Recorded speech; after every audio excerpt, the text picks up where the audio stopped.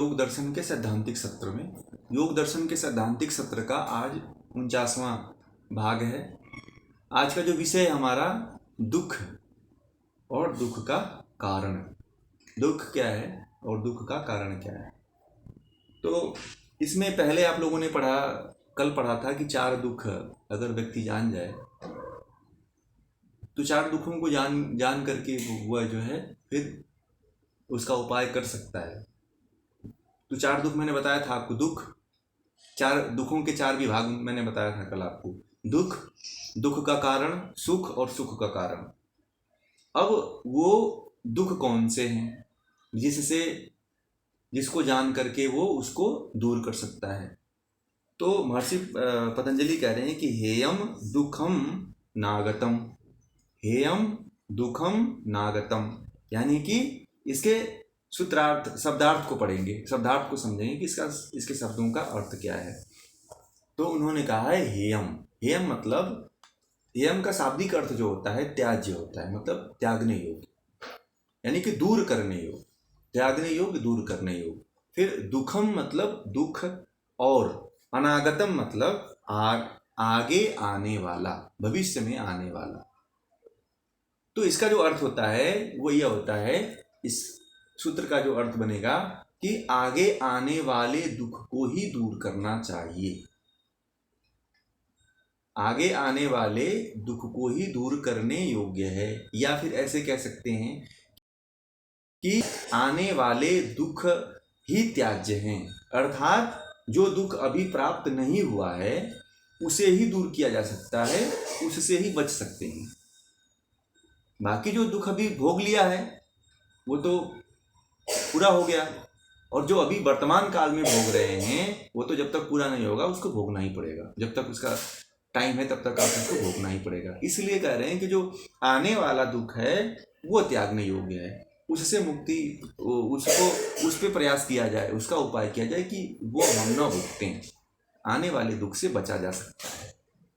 हेयम दुख अनागतम, आगे आने वाले दुख को ही दूर किया जा सकता है। तो अब ये उन्होंने, महर्षि पतंजलि ने ये इसका सूत्र का अर्थ बताया। अब हम इसको समझेंगे कि आगे आने वाला दुख क्या है। तो देखिए, कोई भी व्यक्ति है, हर व्यक्ति जो है दुख से छूटना चाहता है। कोई ऐसा दुनिया में कोई व्यक्ति नहीं है जो दुख से मुक्त नहीं होना चाहता। कोई ऐसा व्यक्ति नहीं है जो दुख भोग नहीं रहा है। कोई दुनिया में ऐसा व्यक्ति नहीं है जो दुख भोग चुका ना हो। कहीं भी देख लीजिए, हर तरह का, किसी का साउंड ऑन है वो बंद कर लीजिए। तो दुनिया में कोई ऐसा व्यक्ति नहीं है जो दुख भोगा ना हो और भोग ना रहा हो। ये दोनों मिलते ही मिलते हैं। और एक व्यक्ति होता है जो ऐसा कर्म करता है, जैसे हम लोग हैं, तो कर्म तो करते चले जाते हैं। अब उस कर्म के द्वारा हमारा जो संस्कार बनता है वो हमें फल देगा। उस हम जो कर्म करते हैं उस कर्म को सुधारने की कोशिश नहीं करते हैं। इसलिए नहीं कर पाते हैं कि हमें ज्ञान नहीं हो पाता है, हमें विवेक नहीं जाग पाता है, हमें ऐसा ज्ञान नहीं हो पाता है कि हमें इस दुख को दूर करना चाहिए। तो उस दुख को दूर करने के लिए जो है कह रहे हैं कि पहले तो विवेक आना जरूरी है कि क्या सही है क्या गलत है। जो वर्तमान समय में हम जो कर्म, आने वाले जो कर्म है जो अभी चल रहा है उसको हम सुधार लें, या फिर जो आने वाला है उसको, जो उसका फल आने वाला है, जो कर्मों को पिछले पहले किए हुए कर्मों का जो हमें फल मिलने वाला है इसका उपाय कर लें अभी जो। और दूसरा चीज जो अभी हम कर रहे हैं उसको भी सुधार लें कि उससे भी कुछ ऐसे गलत संस्कार न बने। बात समझिए, यहाँ पे 2 बात आ गई। यहाँ पे थोड़ा सा समझने वाली बात है। यहाँ पे 2 बात आ गई। एक तो बात ये आ गई कि जो हम कर्म कर रहे हैं, वो कर्म अभी जो कर रहे हैं वो इतना अच्छा करें कि उसका जो फल बने वो दुख देने वाला ना हो। और दूसरा, जो दुख देने वाला कर्म है उसका जो हमें फल मिलने वाला है, इसको दूर करने के लिए इसमें इस सूत्र में उन्होंने कहा है कि कैसे दूर किया जा सकता है। तो आने योगी को जो आने वाला दुख है, वह जो दुख होता है वो क्लेश से भरा होता है, उसमें क्लेश होता है, क्योंकि क्लेश युक्त होकर के वो व्यक्ति कर्म किया रहता है जिसके द्वारा वो उसका फल भुगतने वाला होता है। क्लेश न रहे व्यक्ति के अंदर तो फिर वो कोई भी जो कर्म करता है वो कर्म बुरा नहीं करेगा, हमेशा अच्छा कर्म करेगा। कोई भी कर्म करेगा तो सोच समझ के करेगा, विवेक पूर्वक करेगा, ज्ञान पूर्वक करेगा, सोच समझ के करेगा। तो एक तो वर्तमान जो कर्म है उस कर्म को ऐसा कर्म करिए कि आप जो है फिर आपका जो कोई संस्कार दूसरा न बने, और दूसरा भविष्य के दुख को छोड़ने का उपाय जरूर किया करिए। दुख का भविष्य कैसे छूटेगा, अरे भविष्य का जो दुख है वो कैसे छूटेगा, तो भविष्य के दुख को दूर करने के लिए हमें जो है इसका विवेक पूर्वक चिंतन करना चाहिए, मनन करना चाहिए। कोई भी कार्य जब हम मन से, वाणी से, शरीर से जब करें तो उसका चिंतन जरूर करें। करने से पहले हम उसका चिंतन करें कि भविष्य में उसका कोई हमें बुरा असर न पड़े। जब हम मन से, वचन से, सही तरीके से जान करके जब कोई कर्म करेंगे तो उसका हमें गलत संस्कार नहीं बनेगा। तो हमें विवेक पूर्वक, ज्ञान पूर्वक हमें कोई भी कर्म करना है, अज्ञानता पूर्वक कोई कर्म नहीं करना है। हमें ये जैसे हम गिलास का पानी उठाते हैं तो उसको हमें जानकारी होना चाहिए कि मैं गिलास का पानी उठा रहा हूँ। हमें ये नहीं जानकारी होना चाहिए कि शराब से भरी हुई गिलास उठा रहे हैं, इतना तो हमें ज्ञान होना चाहिए। दोनों गिलास एक जगह रखी हुई है, एक गिलास पानी से भरी हुई है, एक गिलास शराब से भरी हुई है। उठाना है कि पानी वाला उठाना है, तो यहाँ पे अब आपका विवेक काम करना चाहिए कि कौन हमारे लिए अच्छा रहेगा। तो जो कर्म आपको सुख दे, जो कर्म आपको दुखी न करे, उस कर्म को कर डालिए। जो कर्म आपको दुख देता है वो कर्म को मत करिए। दुख क्या होता है? दुख मान लीजिए कि दुख क्या होता है भाई, दुख कैसे आप जान पाएंगे कि दुख क्या होता है? जिसमें बाधा उत्पन्न हो, पीड़ा उत्पन्न हो, अशांति उत्पन्न होती हो जिसको करने से, फिर जो है बंधन बनता हो जिसको करने से स्वतंत्रता आपकी छिन जाती हो, पराधीनता हो जाते हो आप, या यही दुख है। यही तो सब दुख होता है ना। हम लोग कहते हैं कि हमको बहुत बड़ा दुख है, हम तो दुख में ग्रसित हैं। तो दुख को तो पहले जानिए कि दुख क्या है। तो दुख अगर जान जाएंगे कि हम बाधा हमारे जीवन में आ रही है, हमारे जीवन में पीड़ा आ रही है, तो पीड़ा को दूर करेंगे। पीड़ा कहाँ से उत्पन्न हो रही है उसको दूर करिए। पीड़ा उत्पन्न हुई कि हमने क्या किया, पानी का गिलास रखा हुआ था, पानी का गिलास ना पी करके हमने शराब का गिलास उठा लिया और उसको पीने लगे, तो हमें क्या हुआ? हमें पीड़ा हुआ। फिर हमारी चेतना वहाँ पे भंग हो जाएगी, हम किसी को गाली देंगे, फिर हमको वो मारेगा, तो हमें पीड़ा होगा, कष्ट होगा। तो हमें कर्म ऐसा करना है कि हमें पीड़ा ना पहुँचे, हमें बंधन में ना फंसे, हम बंधन से मुक्त हो जाएं, पराधीनता किसी की ना हमको करनी पड़े। पराधीनता वही व्यक्ति कर पाता है जो कोई कर्म नहीं कर पाता है, जो कोई कर्म नहीं करता है। तो ये दुख है। या अभाव, जैसे कोई अभाव किसी व्यक्ति के जीवन में आ जाता है, किसी भी तरह का अभाव आ जाता है, तो वो दुख ही महसूस करता है, अपने आप को दुखित ही महसूस करता है।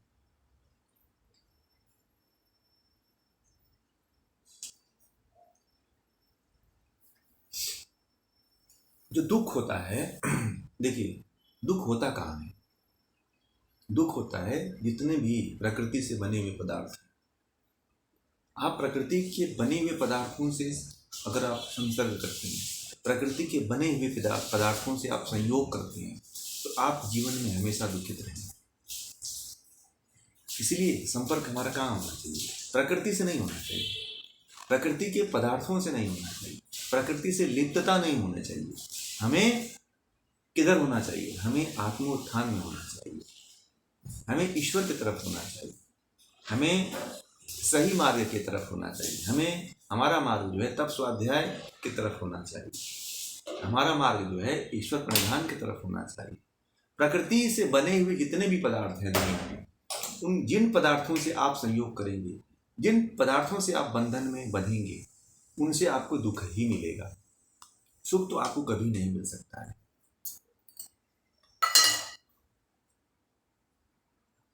अब ये आपको दुख मालूम हो गया कि इससे इस दुख से दुख होता है, तो आप दुख से छूटने का उपाय भी करोगे। करोगे कि नहीं करोगे?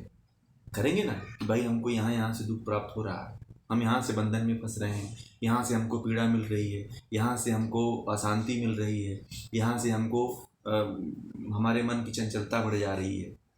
जब मन की चंचलता हो रही है तो विघ्न हो जा रहा है, शरीर उल्टा सीधा काम करना शुरू कर दे रहा है, उल्टा खान पान शुरू कर दे रहा है। तो ये जब सारी तरह के दुखों को जब आप जान गए, तो उस दुख को दूर करने का भी प्रयास करो कि भाई ये कैसे दूर किया जाए। तो फिर या तो जहाँ से दुख उत्पन्न हो रहा है वहाँ न जाया जाए, या उस स्थान को त्याग दिया जाए, या उस जगह को छोड़ दिया जाए, तो दुख वहाँ से नहीं उत्पन्न होगा। तो जहाँ से वो हो रहा है वहाँ से उसको बंद कर दिया जाए, उसके रास्ते को बंद कर दिया जाए और दुख का उपाय किया जाए।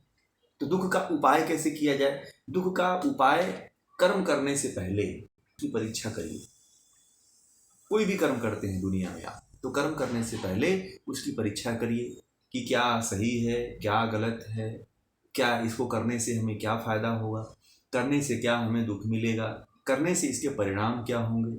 ये पहले सोचिए। आप कोई भी कर्म करने जाइए तो सबसे पहले ये सोचिए आप कि हम जो कर्म कर रहे हैं उस कर्म करने से हमें क्या मिलेगा, सुख मिलेगा या दुख मिलेगा।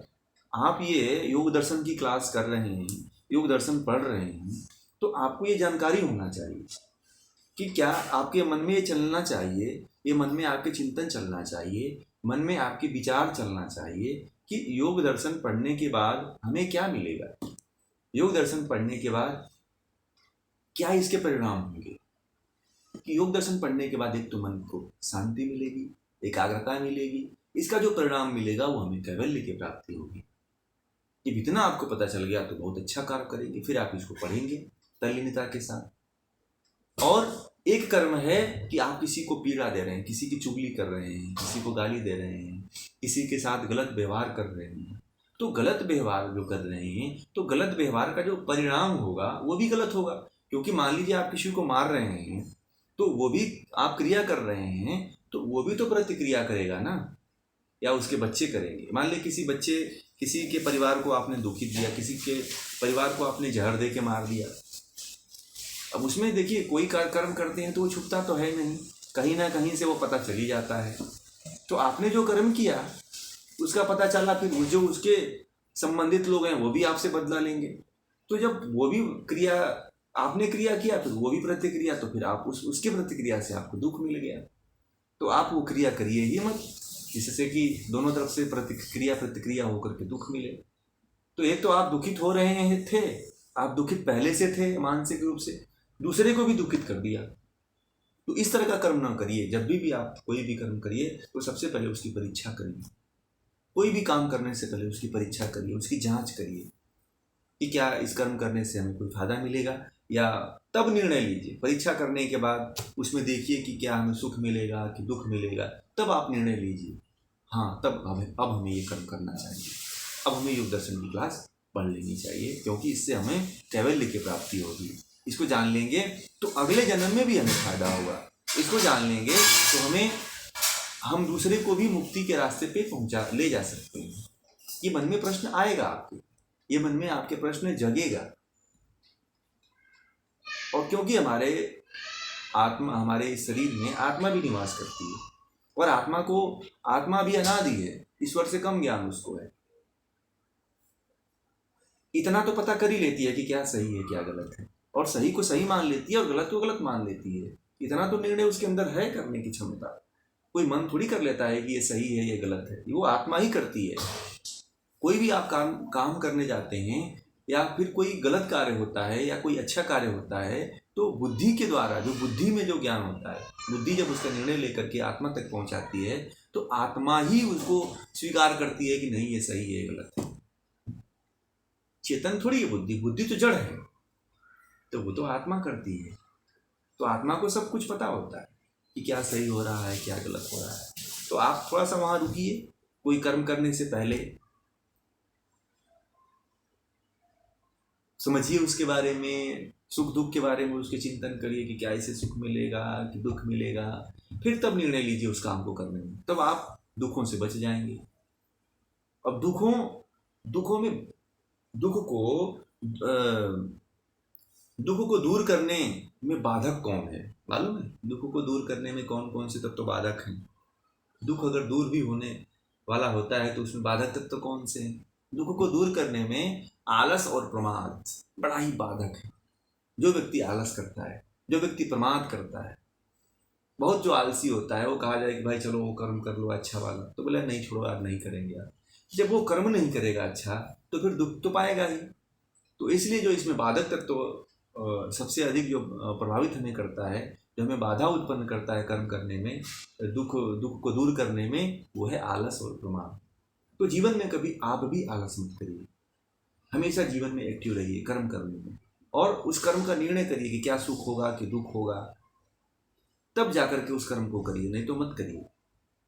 बिना कर्म किए हुए मानसिक रूप से आप सोचेंगे तब भी कर्म कर लेते हैं।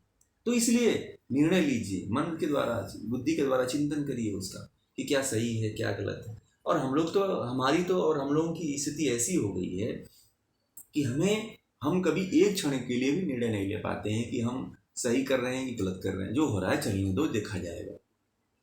और भगवान से जाकर के प्रार्थना करते हैं, ईश्वर से जाके प्रार्थना करते हैं कि हे ईश्वर, मुझे ये दे देना, मुझे ये प्राप्त करा देना, मेरे साथ ये घटित मत हो, मैं मरूँ ना, मेरे घर वाले ना मरे। तमाम तरह की प्रार्थना करते हैं, याचना करते हैं देवी देवताओं के सामने।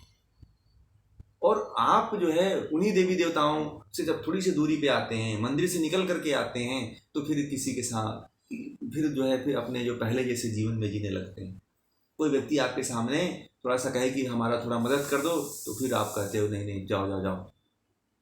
फिर कहता है कोई कि थोड़ा सा मुझे कुछ भोजन दे दो एक वक्त की, तो बोलते हो नहीं नहीं जाओ जाओ। तो इस तरह के जो, या फिर कोई और भी पारिवारिक है, सामाजिक है, कोई कर्म होता है, तो उससे भी हम मुंह मोड़ लेते हैं और बुरा कर्म उसके प्रति विद्रोह भावना, प्रतिकार की भावना सोचने लगते हैं, क्रिया प्रतिक्रिया की भावना सोचने लगते हैं। तो ये हमें दुख देता है। तो हमें बाधक तत्व नहीं लाना है जीवन में। हमेशा जो है आलस और प्रमाद को दूर करके हमें अच्छे कर्तव्य करना है, और अपने जीवन को दुख को जान करके हमें अपने जीवन को सुख की तरफ मोड़ना है। अब जो आने वाले दुख हैं उनका कारण क्या है? अब अगला जो सूत्र है उसको भी आज ले लेते हैं, क्योंकि इसी से संबंधित है। दुख और दुख, ये तो दुख था, और दुख का कारण। तो दुख का कारण क्या है? आने वाले दुख का क्या कारण होता है ना? प्रश्न उठता है ना कि भाई आने वाला दुख है, उसको दूर कर दो। तो आपके मन में ये प्रश्न जगना चाहिए कि वो आने वाला दुख का क्या कारण है भाई? किस कारण से हमें दुख मिलता है आने वाले दुख? हम चलो यहाँ पे तो आपको बता दिए कि उसके कोई कर्म करने से पहले विचार करिए, फिर ये करिए, फिर वो करिए। मगर सिंपल विचार तो ये साधारण जीवन के लिए था, जो भी आप कर रहे हैं वर्तमान जीवन के लिए था। परंतु आगे महर्षि पतंजलि ये कह रहे हैं कि जो आने वाला दुख है उसका क्या कारण है, आने वाले दुख का क्या कारण। तो वो ये अगले सूत्र में कह रहे हैं कि दृश्यो संयोगो हेय हेतु, यानी कि कह रहे हैं कि जो दृष्टा और दृश्य का जो संयोग है वही दुख का कारण है। इसका अब शब्दार्थ देखेंगे तो समझ में आ जाएगा। तो इसका जो अर्थ होता है, शब्द दृष्ट मतलब दृष्टा का जो अर्थ होता है आत्मा या जीवात्मा। दृष्टा का जो अर्थ होता है आत्मा कह लीजिए या फिर जीवात्मा कह लीजिए, दोनों एक ही है। फिर जो है दृश्य जो है प्रकृति, दृश्य जो है प्रकृति को कहा गया है, प्रकृति से बने हुए पदार्थों को कहा गया है। फिर संयोग मतलब परस्पर मेल से, परस्पर संयुक्त से, परस्पर मिलन से। हेतु मतलब त्यागने योग्य, और दुख का कारण, या हेतु मतलब दुख का कारण। तो इसका जो अर्थ होता है जीवात्मा तथा प्रकृति का परस्पर संयोग होना ही दुख का कारण है। अब यहाँ पर समझिए, मैं पहले भी इस बात को कहा था, जब हम पहला सूत्र पढ़ा रहे थे तब हम कहे थे कि जीवात्मा और प्रकृति का जो संयोग होता है इसके कारण भी दुख होता है। आज वही सूत्र महर्षि पतंजलि ने इस सूत्र में बताया है। सांख्य दर्शन में सांख्य दर्शन भी इसको स्वीकार करता है और योग दर्शन भी स्वीकार करता है कि जो है प्रकृति और पुरुष का जो संयोग होता है वही जो है दुख कारण होता है। प्रकृति और पुरुष का संयोग ही दुख का कारण है, महर्षि पतंजलि ये कह रहे हैं। या जीवात्मा और प्रकृति से क्या उत्पन्न होते हैं? सत उत्पन्न होता है, रज उत्पन्न होता है, तम उत्पन्न होता है तथा उनसे बुद्धि उत्पन्न होती है। फिर आदि समस्त पदार्थों का जो अज्ञान पूर्वक संबंध हम बना लेते हैं इनसे, प्रकृति से। जीवात्मा जो है अज्ञानता पूर्वक इन सतरजतम और बुद्धि से जो अपना संपर्क संबंध स्थापित कर लेता है वह त्याज्य है, वह दुख का कारण है। बुद्धि को अपना मान लेता है, सतरजतम जो गुण हैं उनके स्वभाव हैं उनको अपना मान लेता है, इसलिए जो है व्यक्ति को जो है क्या होता है, दुख भोगना पड़ता है। यही दुख का कारण है। दृष्टा इसमें क्या होता है? बुद्धि में विद्यमान चित्रों को देखने वाला जो जीवात्मा है उसे दृष्टा कहा गया। या दृश्य किसको कहा गया है? दृश्य उसको कहा गया है कि बुद्धि के द्वारा जो शब्द स्पर्श आदि जो समस्त धर्म है वो बुद्धि, वही जो है दृश्य है, दर्शन है। यानी कि जो बुद्धि के द्वारा, बुद्धि में जो सांसारिक पदार्थों के चित्त उभरते हैं, बुद्धि के द्वारा जो सांसारिक पदार्थों के जो चित्र जो है उभरते हैं, उसे ही जो है जो उसका अनुभव होता है वो जीवात्मा करता है। जो उसका अनुभव करता है, जो भी बुद्धि के द्वारा हम सांसारिक पदार्थों के को चित्त में चित्र उभरता है, बुद्धि में जो भी सांसारिक पदार्थ हैं उनका जो चित्र मतलब प्रतिमा या फिर फोटो जो भी उभरता है उसका जो है अनुभव जो है जीवात्मा करता है। जो अभी बात कर रहे थे पिछले सूत्रों में, जीवात्मा करता है। और जिन पदार्थों का बुद्धि में चित्त उतरता है, जिन पदार्थों का बुद्धि में चित्त उतरता है वह उनको दृश्य करता है, यानी कि उसको प्रकृति करती है। प्रकृति कहते हैं उसको, दृश्य कहते हैं उसको, जिन पदार्थों का बुद्धि में चित्त उतरता है, चित्र उतरता है, उसको क्या कहते हैं? दृश्य कहते हैं, यानी कि उसको बुद्धि कहते हैं, प्रकृति कहते हैं। ठीक है, एक मिनट, एक फोन आ रहा है वो डिस्टर्ब कर रहा है।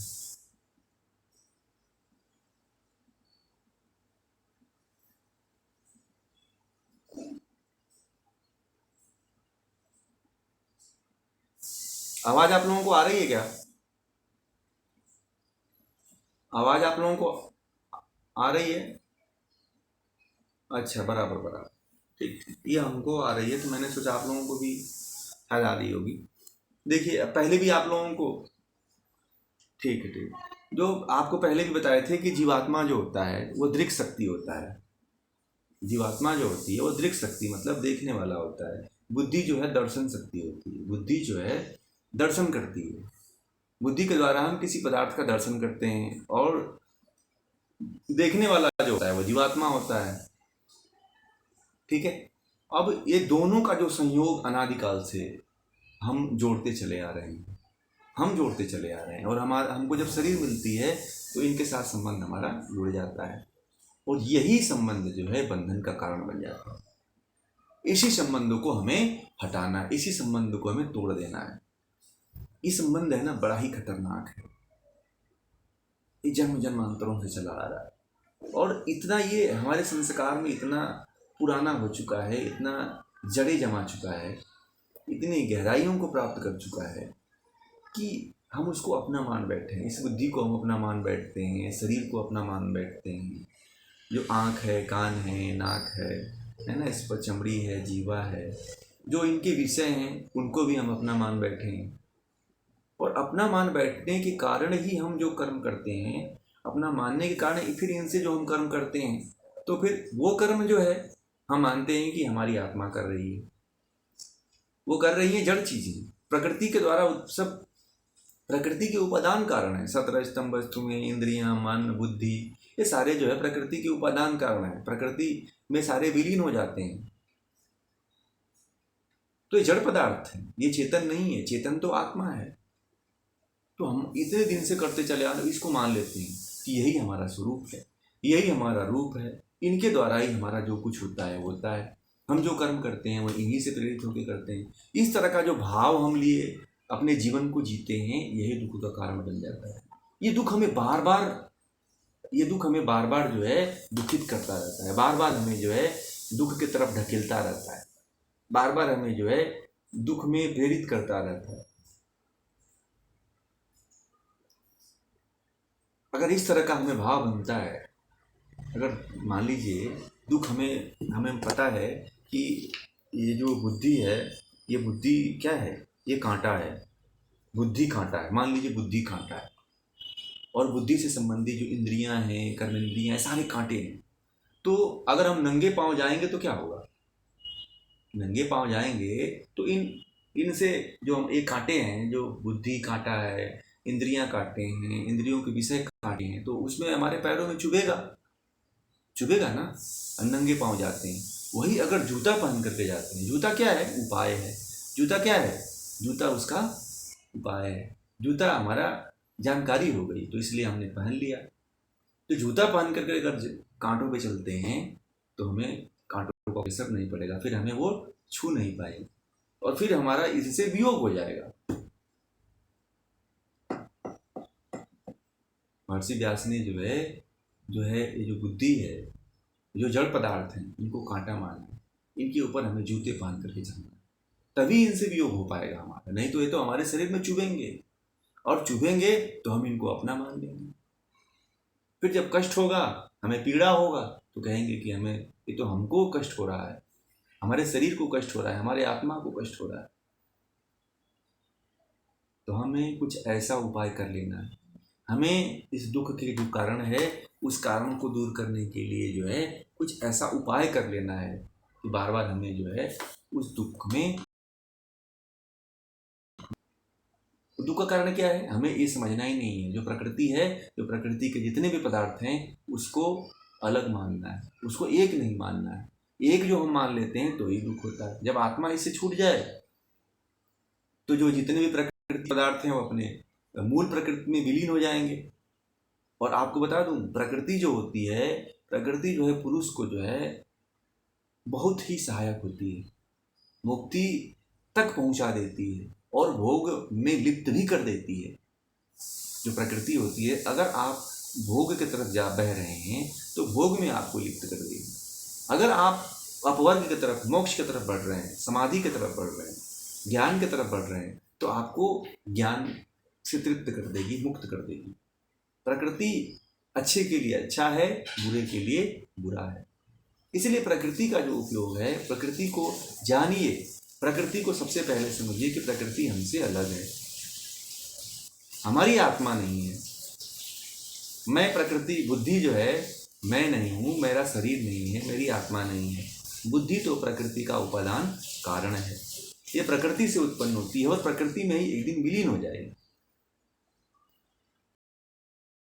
बुद्धि को हम इतना प्रश्रय दे लिए हैं, बुद्धि को इतना महान बना दिए हैं कि बुद्धि ही सब कुछ दिखने लग गई है, बुद्धि ही हमारा स्वरूप बन गया है, बुद्धि पे ही पूरी दुनिया फोकस कर रही है। इंटेलिजेंस टेस्ट करवाती है दुनिया, कहती है कि इसका इंटेलिजेंस टेस्ट कराओ, कितना इसका इंटेलिजेंट पावर है। कुछ लोग चेक करवाते हैं, कहते हैं कि मैं तो अभी 12 साल के बच्चे की तरह मेरी बुद्धि है, कोई कहता है कि मेरा 60 साल के बच्चे की तरह बुद्धि है। तो इस तरह के लोग टेस्ट करवाते हैं। ये जड़ पदार्थ है, इसकी टेस्ट करवा करके इसको उन्नत करके बहुत ज़्यादा आप उन्नति नहीं कर पाएंगे, और आपको इतना इसमें मुंह में ग्रसित होते चले जाएंगे, इसमें इतना लिप्त होते चले जाएंगे कि जीवन में कभी इससे छूट ही नहीं पाएंगे। तो इसी से छूटने के लिए इनको हमेशा अलग अलग समझना है, प्रकृति को, पुरुष को और ईश्वर को। इन तीनों को जब तक आप अलग अलग नहीं समझते हैं, पहले भी मैं बार बार लगभग हरि सूत्रों में इसके बारे में जिक्र आता है, क्योंकि जब तक आप विवेक करके, अपने विवेक के द्वारा जड़ और चेतन वस्तुओं में भेद नहीं कर पाएंगे, और ये दूर कैसे होगा? विवेक के द्वारा। विवेक अगले में भी था, इसमें भी विवेक आपको उत्पन्न करना पड़ेगा। विवेक, आप जब तक कोई भी कार्य करते हैं, अब प्रकृति को आज से विवेक के द्वारा ये समझिए कि जड़ पदार्थ हैं, प्रकृति से जो भी बुद्धि है, 17 स्तंभ है, इंद्रियां हैं, मन है, कर्मेंद्रियां हैं, इनके विषय हैं, तन्मात्राएं हैं, ये सभी जड़ पदार्थ हैं। और ये मैं नहीं हूँ, ये हमारी आत्मा नहीं है ना। ये सब अलग है, इनको अलग समझिए, विवेक को जागृत करिए, तभी ये सभी अलग हो पाएंगे, नहीं तो अलग नहीं हो पाएंगे। क्योंकि ये तो अनादिकाल से जन्मों का संस्कार बनता चला आ रहा है, और आप इसको बुद्धि को मान लेते हो अपना। बुद्धि का टेस्ट करवा के और भी प्रगाढ़ कर लेते हैं आपकी, मेरी तो बुद्धि इतनी है। आप इसी जन्म में मर जाओ, अगले जन्म में देखना वो बुद्धि नहीं प्राप्त होगी, क्योंकि पता नहीं माँ बाप अच्छे माँ बाप के घर जन्म होगा कि अनपढ़ माँ बाप के घर जन्म होगा, तो बुद्धि उस तरह की मिलेगी नहीं। तो बुद्धि तो जड़ है। तो जो हम मान बैठे हैं कि ये बुद्धि हमारी है, ये इंद्रियां हमारी हैं, ये मन हमारा है, तो हमें दुख होगा। यही दुख का कारण है। इस दुख के कारणों को दूर करिए और विवेक पूर्वक आप कर्म करिए। विवेक पूर्वक इसको अलग समझिए, और अलग समझ करके जब आप कर्म करेंगे तो दुख आपको नहीं उत्पन्न होगा।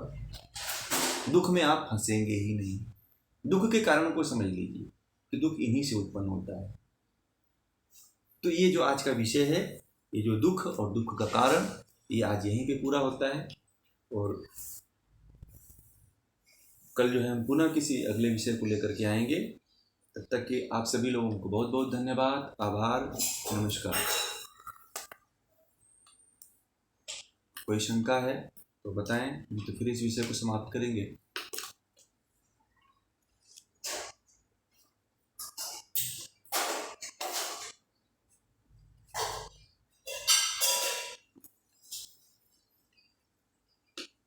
नहीं, दृष्टि को नहीं, यहाँ पे आपको सबसे पहले इस सृष्टि में, इस ब्रह्मांड में, सृष्टि में 3 पदार्थों को अनादि समझना है। पहले बताया था कि 3 पदार्थ अनादि हैं। प्रकृति अनादि है, अजीवात्मा अनादि है, और ईश्वर अनादि है। ठीक है।